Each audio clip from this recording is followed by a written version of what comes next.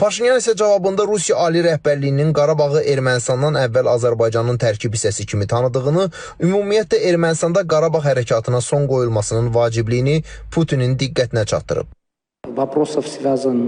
O ki qaldı Qarabağla əlaqədar məsələyə, mən Ermənistanda artıq çox açıq şəkildə bəyan etmişəm ki, biz Qarabağ hərəkatını davam etdirməməliyik. Çünki artıq Ermənistan və Azərbaycan arasında sülh bərqərar olub. Ermənistan da, Azərbaycan da Almatı bəyannaməsi əsasında bir-birlərinin ərazi bütövlüyünü, siyasi müstəqilliyini və suverenliyini tanıyıblar.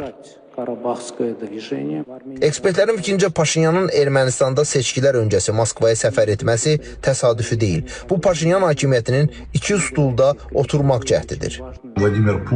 Prezident Vladimir Putin Paşinyana birmənalı olaraq bəyan etdi ki, Avropa İttifaqı ilə Avrasiya İqtisadi İttifaqı tamamilə fərqli anlayışlardır. Əgər Ermənistan Avropa İttifaqı kursunu götürsə, o Avrasiya İqtisadi İttifaqından çıxarılacaq və İrəvan bütün gəlirlərindən, o cümlədən ucuz qazdan məhrum olunacaq. Rusiya Ermənistanın siyasətinə kimlərin təsir etdiyini yaxşı bilir. Ona görə də Moskva hər şeyə nöqtə qoymağa hazırdır. Paşinyanın Moskvaya səfərini Ermənistandakı daxili siyasi vəziyyət diktə edirdi. Ermənistanda seçki qabağı vəziyyət mürəkkəbdir. Bəli, Paşinyan irəlidədir.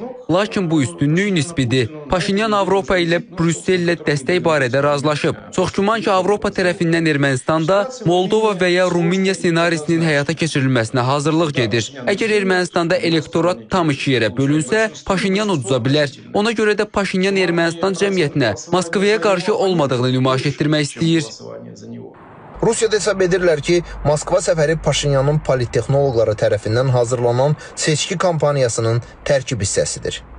Moskva səfəri zamanı Ermənistan baş naziri əleyhinə etiraz aksiyasının təşkil olunması, aksiyada Paşinyanın erməni apostol kilsəsinə qarşı təzyiqlərdə ittiham olunması, Kremldəki görüşdə Putinin Paşinyandan açıq şəkildə Rusiya pərəst qüvvələrin, o cümlədən ev dustaqlığında olan erməni əsilli Rusiyalı iş adamı Samvel Karapetyanın seçkilərdə iştirakına şərait yaradılmasını istəməsi, qapalı görüşdə isə mümkündür ki, bunu tələb etməsi Rusiyanın Ermənistanda hakimiyyət dəyişikliyində maraqlı olduğunu göstərir. Kreml isə Rusiyanın Ermənistandakı seçkilərə müdaxilə etməyəcəyini, bu kimi məlumatların Avropalı siyasətçilər tərəfindən qəsdən yayıldığını iddia edir.